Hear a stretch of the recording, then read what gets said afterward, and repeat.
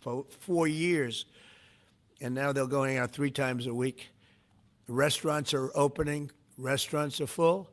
And usually that means a lot of good things. But restaurants that were closed are now opening up. And everybody's happy. It's nobody's ever seen anything like it, actually. And everybody feels safe. You can have a child walk right through the middle of Washington, D.C., and nothing's going to happen. We were losing more than one person a week in Washington. They're being killed on an average of over one a week. The Make D.C. Safe Task Force has been incredible. And the Make Memphis Safe Task Force is having very similar results. It's much earlier, but we've been there for a week and a half, but I'm hearing the results are pretty incredible, and you'll hear about that. They're mobilizing more than 20 federal agencies for the largest law enforcement operation targeting violent criminals in American history. As a result of these efforts, violent crime declined nearly 20% nationwide compared to the same period last year, and it was the safest and most peaceful summer in 2 decades. And honestly, we haven't really even gotten going yet. If we didn't have to fight all of these radical left governors, we could have had Chicago taken care of, as an example. They had, in a short period of time, 4,000 murders in Chicago, and we have to listen to this man stand up and say that we're bad people. And the people of Chicago are walking around with MAGA hats. You have women, beautiful black women, walking around with MAGA hats. Please let the president in, and we don't care how he does it. They're not interested in National Guard or Army, Navy, bring them in. Marines, bring in the Marines. They just want the crime to stop. And more so because of the success that we had in D.C. I think if we didn't have that success, nobody would even believe it.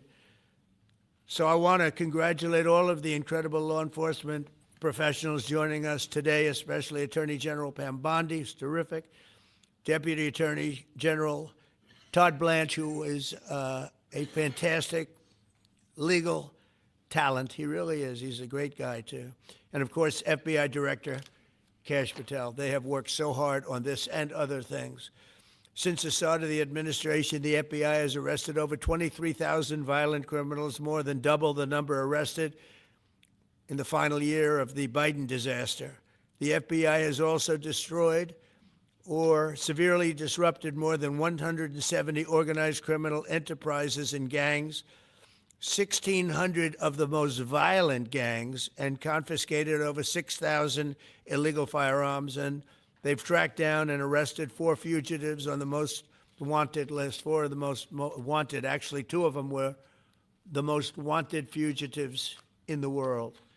There's still much more work to be done, which is why the FBI continues to work alongside the Department of Justice, the Department of Homeland Security, and the Department of War to defend. And Pete Hegseth has been fantastic, by the way, on this too, on other things, but on this too, to defend law and order and combat violent crime, arrest illegal aliens, and make American cities the safest in the world. And when I campaigned, I talked about crime, but I never knew that we were going to get into it like we did. You know, I mean, I used to watch these cities with the murders. Chicago recently had one deal where they had 11 murders in one weekend, and they said, well, yeah, but it was a holiday weekend. They actually told me that was the reason, like it was okay because it was a holiday. It was Labor Day. These people are the worst. They really have to, they better, I tell you what, the people in Chicago and the people in places like that can be fixed. At some point, it gets to where you can't fix it anymore. It's too far gone. And we have some cities like that. But these are great cities that can be fixed. I'm going to be strongly recommending, at the request of government officials, which is always nice, that you start looking at San Francisco. I think we can make San Francisco. There's one of our great cities 10 years ago, 15 years ago, and now it's a mess. And we have great support in San Francisco, so I'd like to recommend that for inclusion, maybe in your next group. You'll get great support. Every American deserves to live in a community where they're not afraid of being mugged, murdered, robbed, raped, assaulted, or shot. And that's exactly what our administration is working to deliver. I didn't realize I was going to make this such a big factor in the administration. I didn't really campaign. I campaigned on crime, but I never thought we'd go into every city and take a really safe city that we've all been living with for years and make them safe. And now it's like a passion for me, and it's a passion for the people behind me. So I didn't get elected. I did get elected for crime, but I didn't get elected for what we're doing. This is many, many steps above. And I want to thank Stephen Miller, who's right back in the audience right there. I'd love to have him. I love watching him on television. I'd love to have him come up and explain his true feelings, but maybe not his truest feelings. That might be going a little bit too far. But Stephen, thank you for doing an unbelievable job. And the people of this country love you, I'll tell you, and they love what you say about crime and stopping crime. So now I'd like to ask Director Patel to say a few words, and then Pam and Todd also. And I just want to congratulate them. This is an amazing thing, and we're just at the start. We're going to go into other cities that we're not talking about purposely. We're getting ready to go in. And when they go in, like Cash as an example told me that people didn't even know. 5 months ago, they went into Chicago, and they started doing a lot of work in Chicago. And we brought the numbers down a little bit. And but that really was just preparatory work for what we're going to do with the surge. We're going to have a surge of strong, good people, patriots, and they're going to go in, they straighten it all out. So a lot of these cities we're already working on, but we don't do it with a big flavor. But in a little while, you're going to see some numbers that you're not going to believe. And I think you'll probably start with Memphis, because I'm hearing the numbers are much quicker than we even thought possible. But again, D.C. it speaks for itself. Chicago is going to be okay. We're going to save Chicago. And I told you, and I told them, a very respected man, the head of the Union Pacific, said, "Sir, save Chicago. It can be saved." And the way he said it, it was like, can you believe it? We're trying to save Chicago. But I understood exactly what he wants, and that's what we're going to do. We're going to save all of our cities, and we're going to make them essentially crime-free, like other countries have crime-free. If you go all over the world, you go to the world, you hear Afghanistan, and you hear all these different places. Our crime in certain cities is worse than anything they can even imagine. And we're not going to have that any longer. It's going to stop, and it stops right here. Cash, please. Thank you, Mr. President. What I'd like to do is just highlight some of the outstanding work that the men and women of the FBI have been doing. And thanks to your brave leadership and the mandate you were given by the American people to not only defend the homeland but crush violent crime, you tasked us with our great partners at the Department of Justice and the Attorney General and the Deputy Attorney General to start making arrests and bring prosecutions and safeguard our cities. And you said it, this is just the beginning. In just 7 months, I hope the media takes a look at every one of these charts, because these are the best numbers for fighting crime in U.S. history, and it's only 7 months in. And to do that, our vehicle to do it of choice was Operation Summer Heat, which the FBI architected to go after violent criminals. And in just a 3-month span, you had 8,700 arrests of violent criminals. You had 2,200 firearms seized off the streets permanently to safeguard our communities. You had 421 kilograms of fentanyl seized. Just to put that in perspective, that's enough to kill 55 million Americans alone. You had 45,000 kilograms of cocaine seized, and thanks to our Department of Justice partners, you had 2,100 indictments in 3 months, from June to September alone. Mr. President, that in and of itself would be historic for a 4-year presidency. You did that in 7 months because you let good cops be cops, and you partnered us with the right people at the Department of Justice to put the handcuffs on and bring them to court and put them in prison. And if that weren't enough, when you look at the year, for the entire 7-month period that we're talking about here, if you look at the past 4 years of the Biden administration, 16,000, 17,000, 15,000, 15,000. That's the number of arrests year over year of violent felons in this country for the Biden administration. Mr. President, in 7 months, you have 28,600 arrests of violent felons in just 7 months alone, because of your leadership and the dedication of the men and women at the FBI who want to go out there and do the job they were prevented from doing, because that department used to be weaponized and politicized. And this is what happens when you take out the fangs of weaponization. This number is historic by every metric. 28,000 people have been arrested, violent felons alone. And then when you go over there and look at some of these charts, if you don't mind, I'll just hop over here. Look at the metrics for not just violent crime, but the homeland. Mr. President, during your administration, the FBI has found and located 5,400 children. That is a 30% increase year to date over the last administration. Violent crimes against children arrests alone are up 10%. Gang arrests are up 210% in the last 7 months alone. And transnational organized crime, which Stephen Miller has been a great partner in, is up over 12% alone. These numbers are historic just as a snapshot. But just so people don't think we're focusing on violent crime alone, the national security mission, Mr. President, under your leadership has never been stronger. We have gone after espionage activities against our main counterparts in China, Russia, and Iran. In China alone, we've had over a 50% increase in espionage and arrests alone across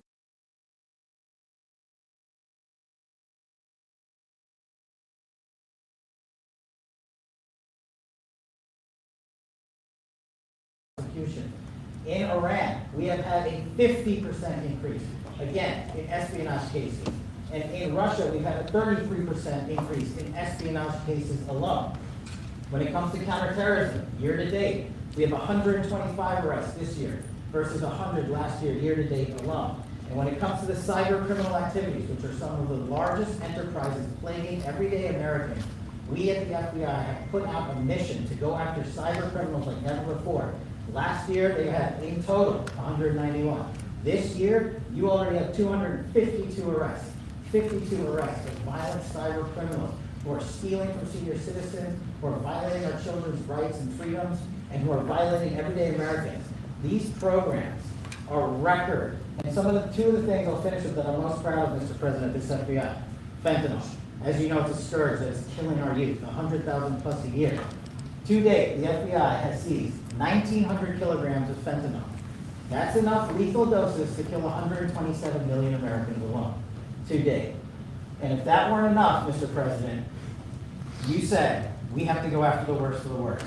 And you empowered our Department of Justice, our Attorney General, our Deputy Attorney General, and the Deputy Director at the FBI, led the charge, not just on summer heat, but he also led the charge to the FBI's 10 most wanted fugitives. These people have been on the run for years. And in 7 months, you captured not one, not two, not three, but 4 of the FBI's most top 10 fugitives. 4.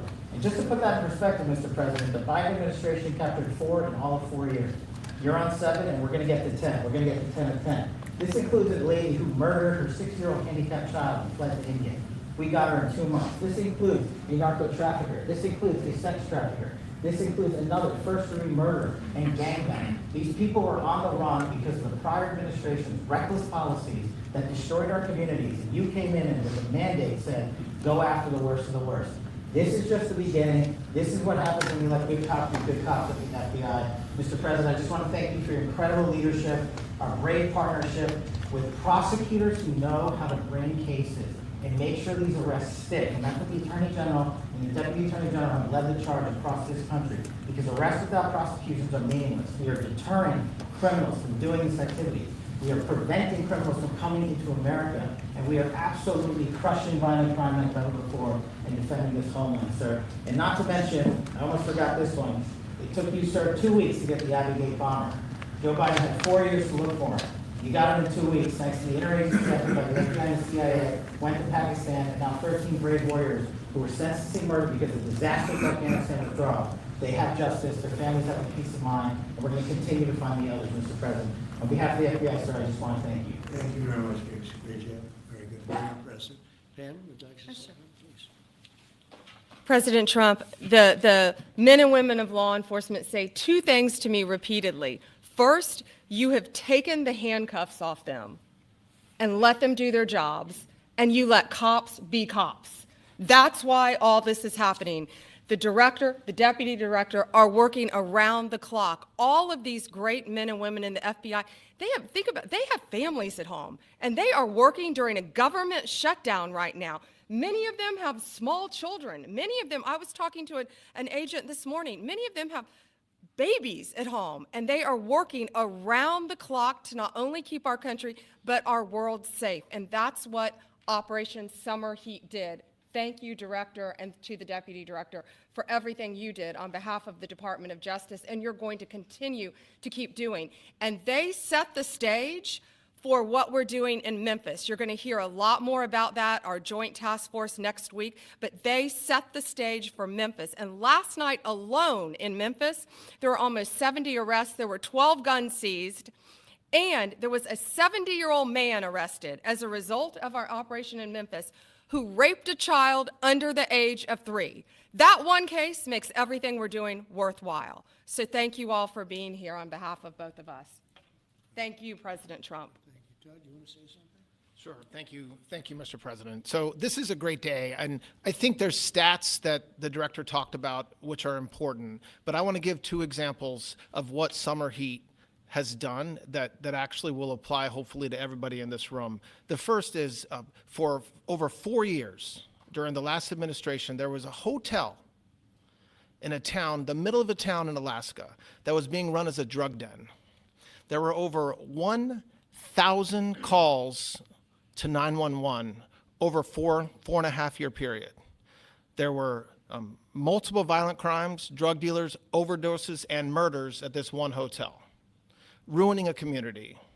Summer heat went in there. It's not only arrested all the participants that were controlling the hotel, but seized the hotel.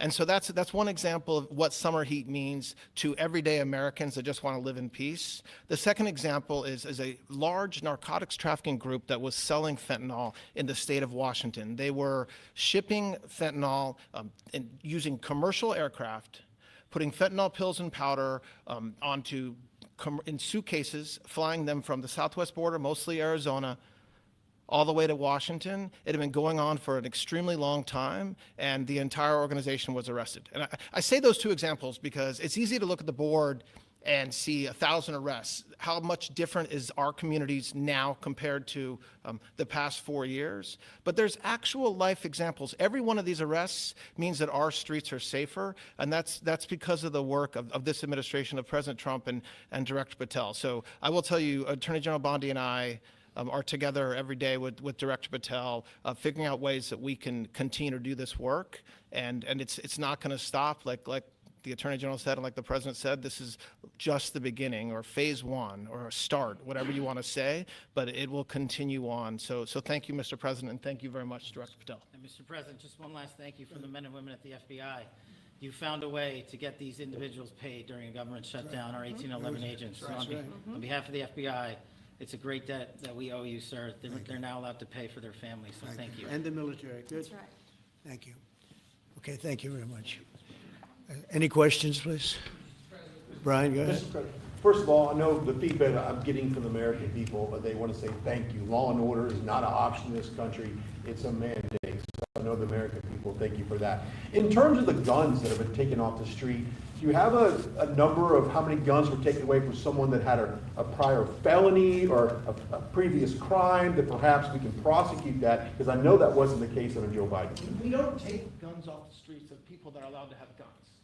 So every gun that we're taking off the street is because it belongs to somebody who is not allowed to have it. Could be a felon, could be somebody who hears illegally. There's all sorts of conditions. But if there's a gun taken off the streets by the FBI, it's because the person who has it is not allowed to. It's not somebody who's lawfully allowed to have it. So every single one of those guns were taken off of people that aren't allowed to have it. And not including the FBI, all of the other agencies. ATF alone, since January 20th, has removed over 25,000 illegal guns off our streets, just since President Trump's been in office. And Mr. President, if I could follow up on that, could there be any further conversation to have national concealed carry applied to actual DC? Like if you had a driver's license in Texas and you had a permit, of course you could drive. Well, as you know, they've been talking about that for a long time. It's an interesting question. A lot of people feel strongly both ways, but we are talking about that, Brian. Thank you. Mr. President, on Venezuelan boats, I want to ask you, why not have the Coast Guard stop them, which it is empowered by law to do? You know, this way you can confirm who's on the boat and ensure that they're doing what you suspect. Because we've been doing that for 30 years, and it has been totally ineffective. They have faster boats. Some of these boats are seriously, I mean, they're world-class speedboats, but they're not faster than missiles. But we've been trying to do that for years, and so much of the drugs, 25, 30% would come in through the seas. Right now we have, I would say, none coming in through the seas. In fact, I don't know about the fishing industry. If you want to go fishing, a lot of people aren't deciding to even go fishing. We've almost totally stopped it by sea. Now we'll stop it by land. What's the next But step? it never worked. It never worked when you did it in a very politically correct manner. What's the next step in this war on cartels, and are you considering options, are you considering strikes on land? Well, I don't want to tell you exactly, but we are certainly looking at land now because we've got the sea very well under control. We've had a couple of days where there isn't a boat to be found. And that, I view that as a good thing, not a bad thing. But we had tremendous amounts coming in by boats, by very expensive boats. You know, they have a lot of money, very fast, very expensive boats that were pretty big. And the way you look at it is every boat that we knock out, we save 25,000 American lives. So every time you see a boat and you feel badly, you say, wow, that's rough. It is rough, but if you lose 3 people and save 25,000 people, these are people that are killing our population. Every boat is saving 25,000 lives, and you can see it. The boats get hit, and you see that fentanyl all over the ocean. It's like floating in bags. It's all over the place, and it's a tremendous. We're saving tremendous amounts of lives. Yeah, Mr. please. President, on that issue, I know you've talked about, I have a question for you, and then I also have a question for Director Patel. I know you talked about having some distaste for Boston recently. Is this one of those cities that you might be looking into, and can you give us a hint about other cities that you might be You're sending saying for federal where? funds? For where? For Boston. Yeah, well, Boston has a bad mayor who at least is a reasonable IQ person. You know, most of them are low IQ, but and they're so bad. I mean, what's going on in Chicago is just, you'd think the guy would say, hey, look, we have a problem, Mr. President. Could you come in and straighten it out? We could have that done in a month if we had their cooperation. It's going to be done anyway, but we could have it done in a month. Yeah, Boston, she's got 4 areas that are, you know, wrong. And, you know, somebody said, would we think about taking the World Cup away from Boston if they don't straighten it out? And the answer is yes. We have the right to do that with FIFA. So if we think that LA is going to be bad, or we think that applies a little bit to the Olympics too, but we'll talk about FIFA first. You know, FIFA is very hot. If we think there's any reason that, whether it's Boston or anywhere else, that they're not doing their job, we're going to take those World Cup games and move them someplace else. Thank you. And then Director Patel, there's been so many conspiracy theories swirling around about the assassination of Charlie Kirk. Do you have any updates for us, especially in light of all the online content that everyone's been talking about? The only thing we deal with at the FBI and the Department of Justice is facts, and we delivered in record speed a manhunt to capture Charlie Kirk's alleged assassin in 33 hours. And if you put that in perspective to Luigi Mangione or the Boston bomber, they took them 5 days and a police officer lost their life in their manhunt. We are running out absolutely every single lead, and the best thing we can do to honor my friend Charlie Kirk's life is to make sure that everyone involved is prosecuted to the full extent of the law, and that's what we're focused on, investigating the facts, not trading in conspiracy theories. Okay? Mr. President, thank you so much. Thank you. In light of China's export curbs on rare earths, do you view India as a reliable partner going forward? And are you planning to meet Prime Minister Modi in Malaysia? Are you open to talks in terms of Yeah, trade? sure. He's a friend of mine. We have a great relationship. He just said that 2 days ago, as you know. We have a great relationship. No, we were not happy with him buying oil from Russia, because that lets Russia continue on with this ridiculous war where they've lost 1.5 million people, by the way. Russia's lost 1.5 million people, soldiers mostly. This is a war that should have never started, but it's a war that Russia should have won in the first week, and they're going into the 4th year. And I want to see it stop. So I was not happy that India was buying oil. And he assured me today that they will not be buying oil from Russia. That's a big stop. Now I got to get China to do the same thing.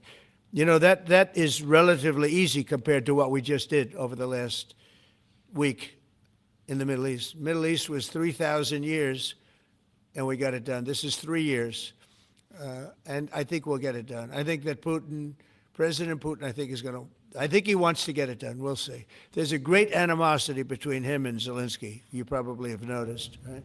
And it's, I think it's hurting the process. Yeah, please. Mr. President, thank you. Curious, why did you authorize the CIA to go into Venezuela? And is there more information you can share about these strikes on the alleged Well, I can't drug do busts in that, the but Caribbean? I authorized for 2 reasons, really. Number one, they have emptied their prisons into the United States of America. They came in through the border. They came in because we had an open border policy. And as soon as I heard that, I said, a lot of these countries, they're not the only country, but they're the worst abuser.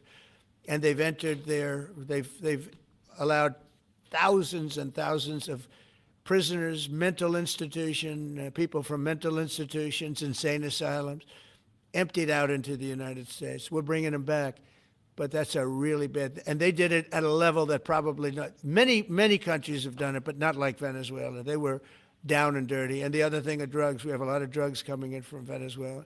And a lot of the Venezuelan drugs come in through the sea, so you get to see that. But we're going to stop them by land also. Does the CIA have authority to take out Maduro? Oh, I don't want to answer a question like that. That's a ridiculous question for me to be given. Not really a ridiculous question, but wouldn't it be a ridiculous question for me to answer? But I think Venezuela is feeling heat, but I think a lot of other countries are feeling heat too. We're not going to let this country, our country, be ruined because other people want to drop, as you say, their worst. They have given us their worst. They've loaded up our country with prisoners, with mentally ill people that are seriously ill, criminally ill, and we're not going to take it. And so, I mean, it's just one of those things. And I can tell you, we've taken care of the sea. There's nobody, and we're watching. We're watching. And if we see it, we'll save it. Yeah, please. On the ships, though, sir, there are Republicans and Democrats up on the Hill concerned that in the briefings they've gotten about those attacks, they're not necessarily getting information about who was on them and what exactly was on those ships. Can you ensure that at but least they are lawmakers given will be told that? information that they were loaded up with drugs, and that's the thing that matters. When they're loaded up with drugs, they're fair game. And every one of those ships they're not ships, they're boats, they're speedboats. They're extremely fast, record-setting type speedboats that cost a lot of money, and they have a lot of money because they're drug sellers. But they know one thing, and they all have the same thing in common. There's drug dust. They call it drug dust. They call it fentanyl dust all over the boat after those bombs go off. And you can take along. Attack them, though, that there are We know before. We know when they go out. We know we have much information about each boat that goes out. Deep, strong information. Yeah, please. Sir, you're going to have Vladimir Zelensky here this week. What is your message at this stage of the war for him? And shy of tomahawks. To who is that? For Zelensky. Yeah. And shy of tomahawks for Ukraine. Are you considering other options, and will you speak with Vladimir Putin about No, that? we're looking at other options. We are. President Zelensky's coming in. I'm not a fan of the war. I'm not a fan of the way it started. It should have never happened. It wouldn't have started if I were president. The election was rigged. And because of that, we lost a lot of lives have been lost because of that war. Not American lives, but if I can save a lot of lives, that's why I'm in it. I want to save lives. I've had 8 wars. The Prime Minister of Pakistan got up the other day, said so beautifully, says, you saved millions of lives. He told that to a group of people right in this office. He said the president saved millions of lives. And I think what he's referring to is the fact that that would have been with India nuclear war. That was getting very close. 7 planes, they don't talk about it, but 7 aircraft were shot down. In fact, we have the new ambassador to India right here. They're well represented. You better represent us, not them, okay? But Sergio's going to do a great job. He's going to do a great job. But no, we'll be talking about the war with him, and we'll be talking about, they want to go offensive. I'll make a determination on that, but they would like to go offensive, you know that, and we'll have to make a determination. Can I follow up the question? Given you have the FBI Director and Attorney General here today, Jim Jordan has asked Jack Smith to appear in front of the House Judiciary. You mean deranged, Jack? He's a deranged individual, yeah? He's asked him to. Well, they should. I'm surprised it takes so long. We're talking about violent crime. What about the crime against a political opponent? That's what we have to talk about, Jordan would too. like to understand the full extent to which the Biden-Harris Justice Department weaponized federal law enforcement. What do you think the committee will find out, Mr. Smith? I think it was the worst weaponization of a political opponent in the history of the world, let alone this country. And I hope that everybody's, they're involved in it. I'm not. I'm the one that had to suffer through it and ultimately win. But what they did was criminal. Deranged Jack Smith, in my opinion, is a criminal. And I noticed his interviewer was, I think that was Weissman. And I hope they're going to look into Weissman, too. Weissman's a bad guy. And he had somebody in, Lisa, who was his puppet, worked in the office really as the top person. And I think that she should be looked at very strongly. There was tremendous criminal activity having to do. If we don't have fair elections in this country, we're not going to have a country. And I've said it from the beginning, fair elections and borders. And we need also fair press, because if you don't have fair press, it's very tough. And we've got the strongest border of anybody. Nobody has a border. We have a border where the numbers just came out again. You saw 0 people came in illegally. Now, we do take people into our country legally, but 0 people. But, you know, you're talking about a different subject. You're talking about political crime. They have committed massive political crime. I hope they're looking at Shifty Schiff. I hope they're looking at all these people. And I'm allowed to find out. I'm allowed to, you know, I'm, in theory, the chief law enforcement officer. But I have a very good, talented group. This is about something else. But I hope they're looking at political crime, because there's never been so much political crime against a political opponent as what I had to go through. They raided my house in Florida. It was an illegal raid. I have a lawsuit that was doing very well. And when I became president, I said, I'm sort of suing myself. I don't know. How do you settle the lawsuit? I'll say, give me X dollars, right? And I don't know what to do with the lawsuit. It's a great lawsuit. And now I won. It sort of looks bad. I'm suing myself, right? So I don't know. But that was a lawsuit that was very strong, very powerful. They raided illegally my house in Florida, Mar-a-Lago. They went through the drawers of my young son. They went through all of the cabinets and drawers of the First Lady. She walked in, she said, wow, what happened? Because she's very meticulous, and this wasn't so meticulous. As she looked into the drawers and she saw everything a mess. What they did against a person that just got out of office. And then you look at these corrupt people. You look at Hunter Biden. You look at the signature. As an example, the Auto Pen. I just signed so many different things. An admiral, a 4-star general. I'm signing them left and right, the commissions. And by the way, I want to compliment John Thune and also Mike, our great speaker. But John Thune, all of a sudden, I'm getting these things by the hundreds. I was getting one every 2 weeks.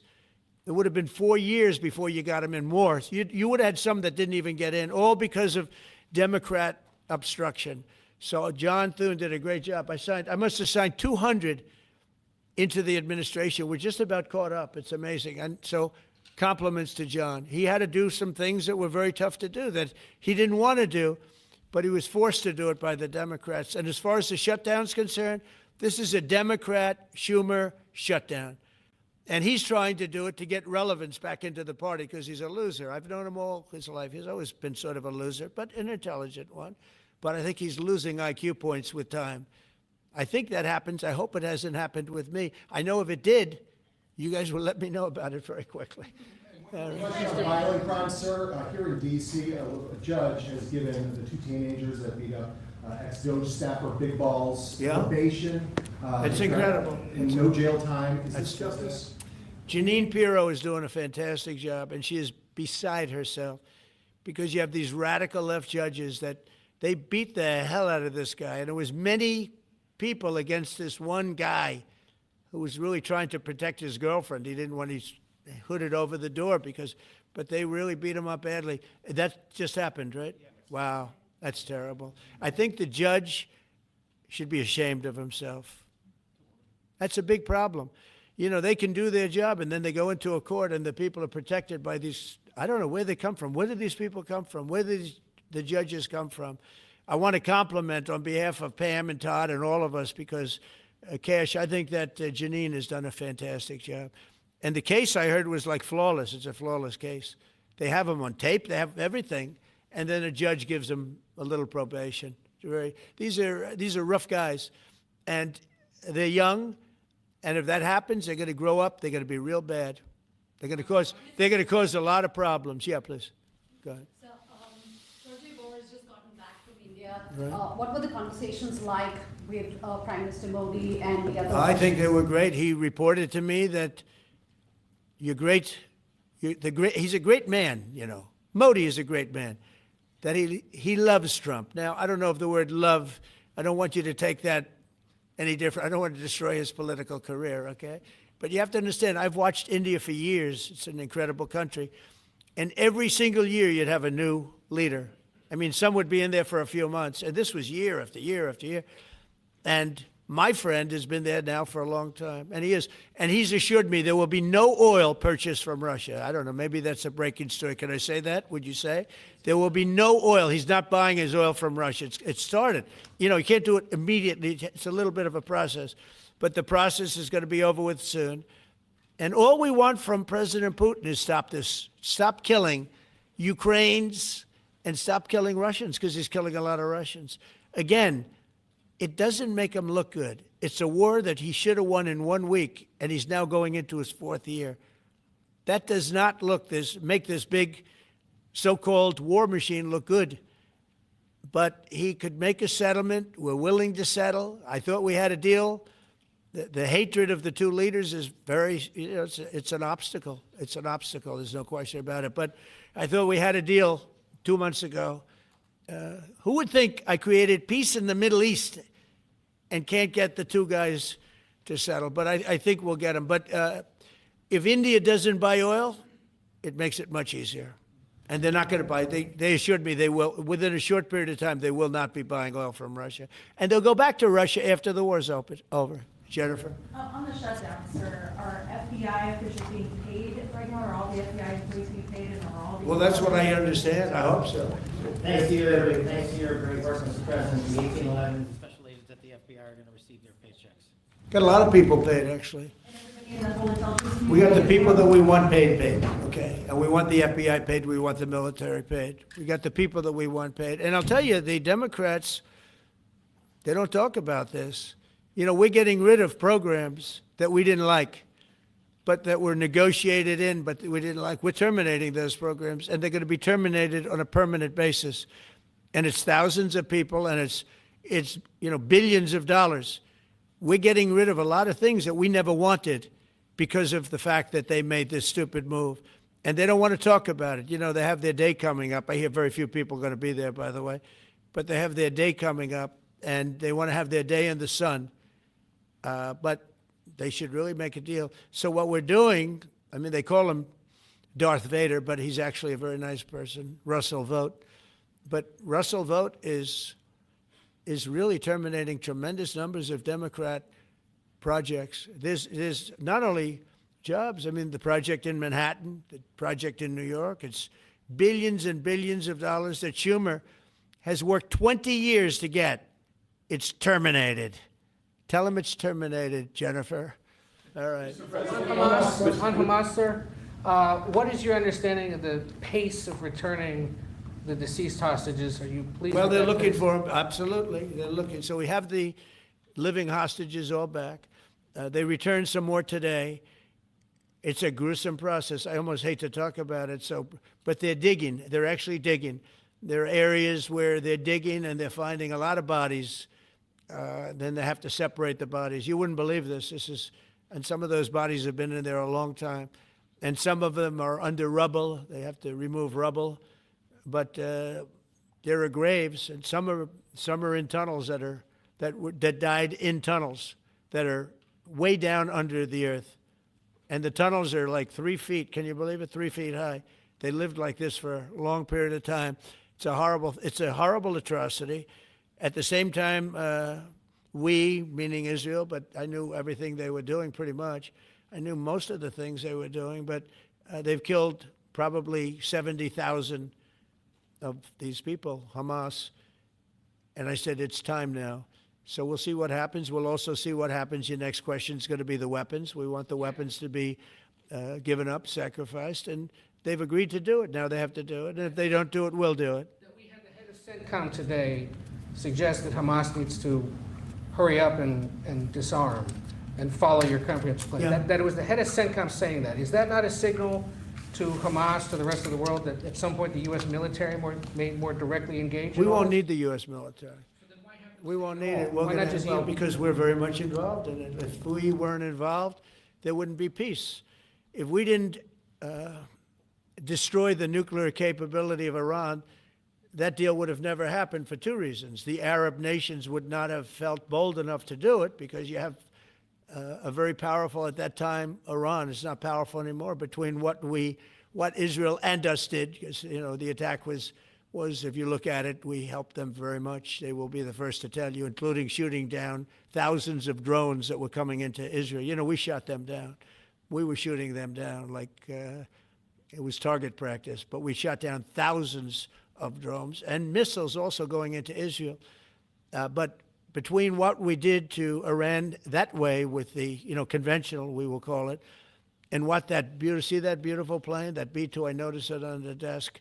I always thought it was beautiful, but I never understood it. Now I understand it. It took in hundreds of thousands of bombs in the form of two, but hundreds of thousands of pounds of bombs. And every single bomb hit perfectly. Then they sent Tomahawks in. They sent 30 Tomahawks on top of it. And that was totally, CNN said, well, maybe it wasn't as bad as Trump said, because I said obliterated. Obliterated is not a strong enough word, actually. And you saw the Atomic Energy Commission came out and said the word obliteration is very, very, think of it. They came in under potential fire. They entered Iran airspace late at night, in the dark, no moon. The moon was low for a reason. What time we picked it. Couldn't see anything. And they hit every target, and they weren't hit. Nobody saw that plane. That plane is stealth. Nobody saw it. The problem with that is it may be stealth today, but tomorrow it won't be. And we just ordered about 20 brand new B-2 bombers. It's unbelievable as a weapon. I know Putin, when I was riding with him in Alaska, we passed a lot of them. And he said, that really did the trick. I said, yeah, it did. It's amazing. The flying wing. But you still foresee no reason for the U.S. military to get involved in Gaza? No, I don't see that. No, I think we're going to handle it very well. We'll be helping Israel. But we have other countries that are now. We signed, many countries signed. And many of those countries relatively are very strong military powers. And Hamas has no support. See, Hamas had the support of Iran. And now Iran says, don't get us involved. The last time they got them involved didn't work out too well. So they used to have the support of Iran. Today, Iran they're trying to survive. When I heard the reports 2 weeks ago, Iran's looking to build a nuclear weapon, I said, don't worry about it. They got a lot of things they want to do before nuclear weapons. I said, the last thing they want to do is a nuclear weapon. It didn't work out. And if they did a nuclear weapon before they got even close, that site would be attacked and it would be wiped out. Yeah. Mr. President, Mr. President, you're meeting with President Xi in a few weeks. Yeah. If you can't come to an agreement or a deal at that meeting, are we in for a sustained trade war with China? Well, you're in one now. Look, we have 100% tariff. If we didn't have tariffs, we would be exposed as being a nothing. We would have no defense. They've used tariffs on us, but we've never had anybody sitting in that chair that felt the need to do it. And they've allowed us to be $37 trillion in debt, et cetera, et cetera. Tariffs are a very important tool for our defense, for our national security. If we don't have tariffs, we're not going to have national security.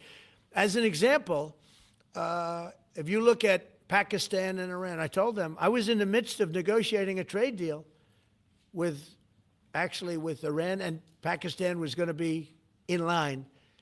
And because of tariffs, they all want to negotiate much differently. We're making a good deal. And then I heard that they're shooting at each other. And I said during one of my conversations, are you guys going to go to war? Two nuclear powers. We are thinking about, I said, here's the deal. You go to war, I'm going to put a 200% tariff. I'm going to stop you from doing any business in the United States. I said it to both of them.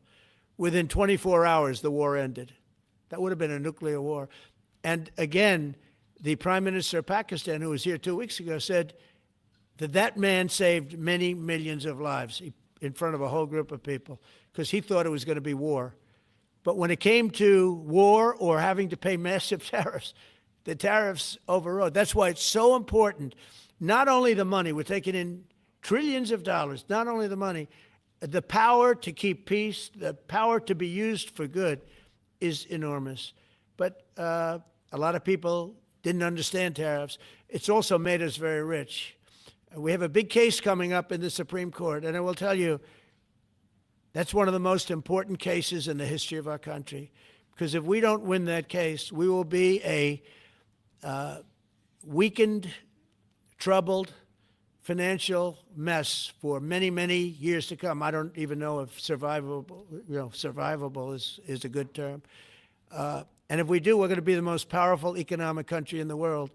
And all we're doing is using them as a defense against what took place for many years.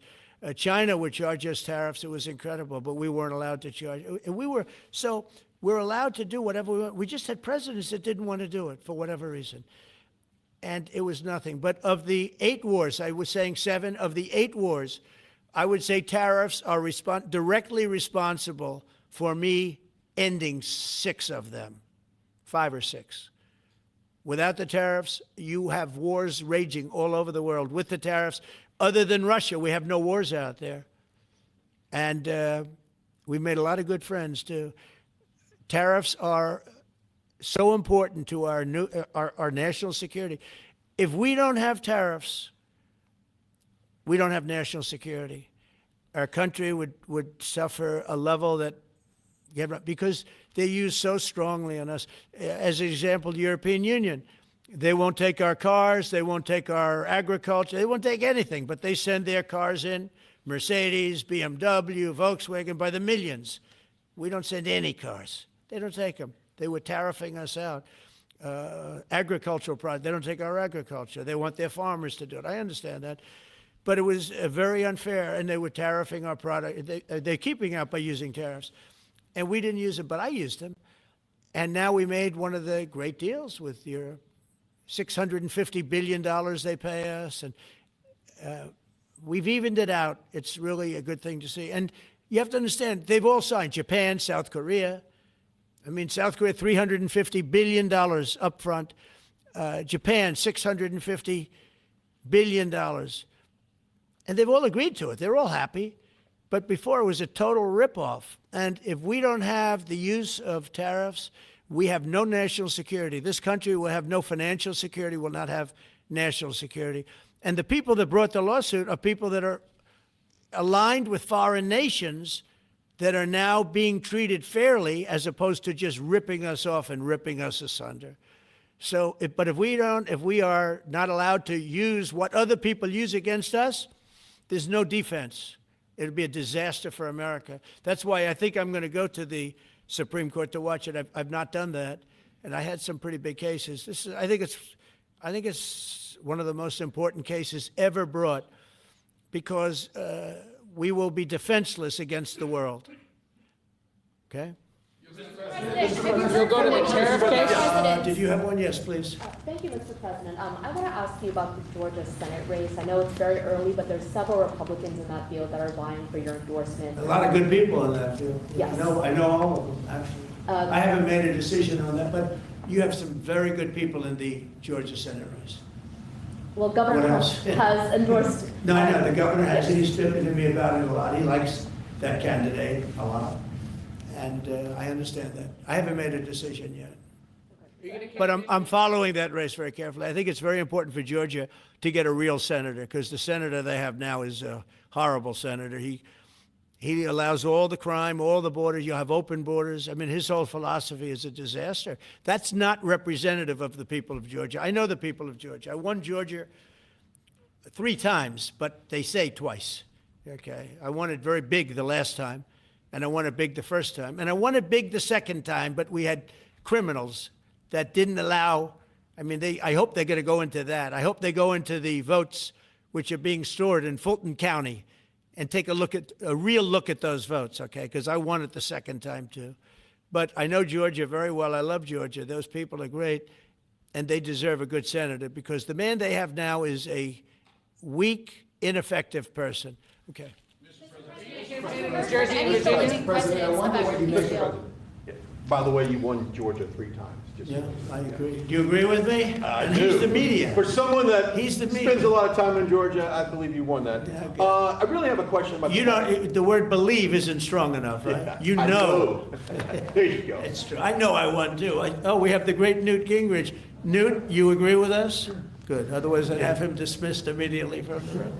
You know, his wife, as you know, is becoming an ambassador to a great country, Callista, so congratulations. And we're going to take a picture. And the only reason I'm doing it, he speaks so well of me. He said, I'll go down as the greatest president in history.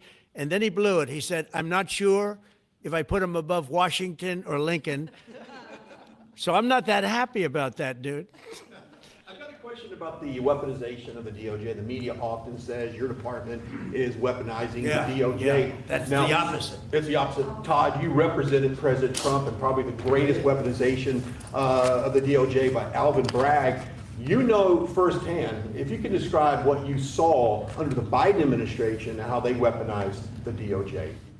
Well, I mean, I think it's hard to describe what happened those last 4 years under President Trump. Alvin Bragg, a local prosecutor, his office staffed by someone from New Jersey. Jack Smith, picked as a special counsel, staffs his entire office with DOJ prosecutors. And then there are countless things that happen. All in writing, most of them on the docket, that require no explanation except a complete abomination of the place that the Attorney General is now and direction itself. So when people talk about this department weaponizing, it's embarrassing. Because there's no scenario in which you can look at what we're doing, restoring justice, doing the right thing in every single case, and say that that's weaponization, and yet remain eerily silent about what happened for the past 3 years. And when you read these articles and giggle, because it cannot be true that people really think that what they did to him, not once, not twice, I'm still counting 3, 4 times, but we're the ones that are weaponizing. So this man is not weaponizing the Department of Justice. We're not weaponizing the Department of Justice. It's the opposite. I mean, and also, nobody questions what I'm saying because it's true, because we all lived the past 4 years. So listen. They never want to bring up the details. But I watch the fake news, and oh, he's weaponized. And he wants to send them to prison. He wants all this. They indicted me like 5 times. I took a mugshot. Who would have thought it turned out to my favor? Because it was a good shot. But I had to take a mugshot. It's right out there on the door. New York Post, front page of every paper in the world. I had a mugshot. They wanted to send me, nobody says that. They say, he's acting very, very tough. He's acting unfair. Let me tell you, if they've been nice to anybody, it's to those criminals, because they are so good having to do with all of the things we're talking about today with violent crime. But if anything, I think this Justice Department has been so respectful of the law, because the other Justice Department, with Rita or Lisa and all of that scum, real scum, what they did to the political opponent of a guy that has a seriously low IQ. Now, in his case, it was low based on his career, but it got real low, okay? It was descending rapidly. But what they did to go after his political opponent is legendary, worse than any third world country, banana republic. And what we're doing is nothing. Are you kidding? Nothing. They write stories. Why aren't they doing this? And we'll leave. I don't have to leave it up to them, but I choose to at this moment at least. But there's never been anybody treated in the history of politics. You know, they say the 2 worst treated presidents by the media, etc., was that man right there, the late, great Abraham Lincoln, and this guy right there, Andrew Jackson. They say Andrew Jackson was treated terribly. They give him number 1 and number 2, but that was before I came along, Newt. I say I have number 1 times 10. Nobody's been treated like I've been treated. And I did a great job. You know, we had a great first term. And we had one of the most successful economies in history, et cetera. I rebuilt the military. We did a tremendous amount. The last part, we had a horrible thing called COVID, and we handled that well. We made ventilators for nations all over the world. We did a great job. Probably never get credit for it. Look at the therapeutics, the Regeneron, all the different things, the vaccines, all the things we did. We did a great job, but we had to focus on that. But we had the best economy in the history of our country. We're blowing it away right now. Look at the stock market. It hit another all-time high today. That's 48 days out of the few days that I've served. 48 days have already hit record highs. And we have, maybe most importantly, the number, we have now, I was saying 17, it's over $18 trillion is being poured into our country. It's because of the election and because of tariffs. Without the tariffs, you wouldn't have probably 18 cents. It's because of the tariffs, because there are no tariffs if they build in our country. And they understand that. So we have medical companies coming over. We have the AI. We're dominating China in AI. Everybody said that's impossible. We're dominating. I'm letting these massive plants build their own electric generating plants. They're becoming utilities in addition to everything. Maybe they'll make more money with that. Who knows? But they're building their own electric because we have an old grid. You wouldn't be able to do that.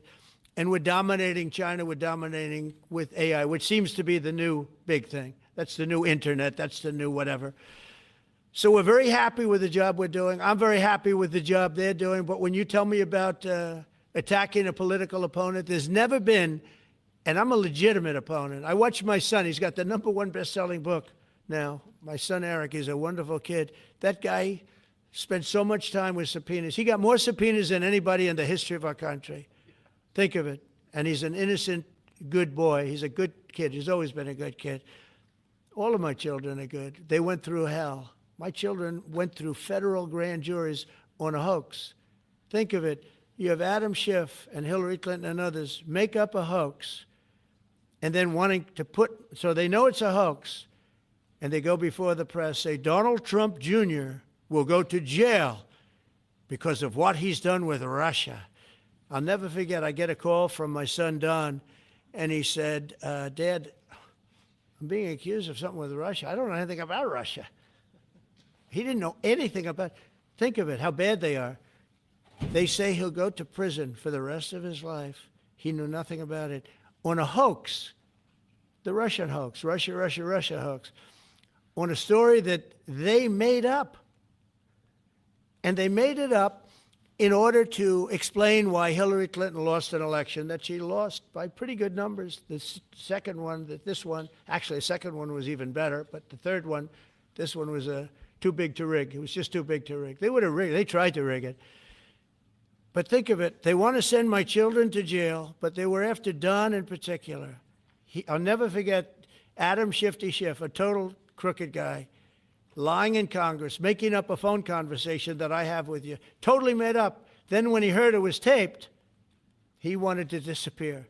And Nancy Pelosi went crazy because they wanted to impeach me based on the conversation that was made up. When they heard the tape, everybody, I won it unanimously in the Republican Party. I got every single vote, something that never happens, and I beat it.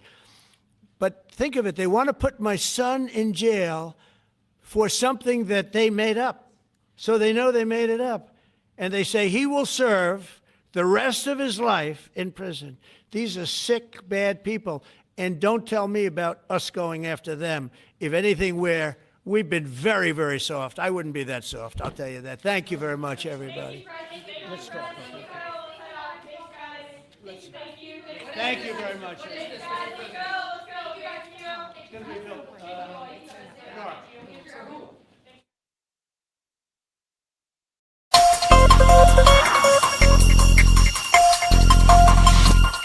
Reporting from the belly of the beast, this is Crystal Myers-Barber.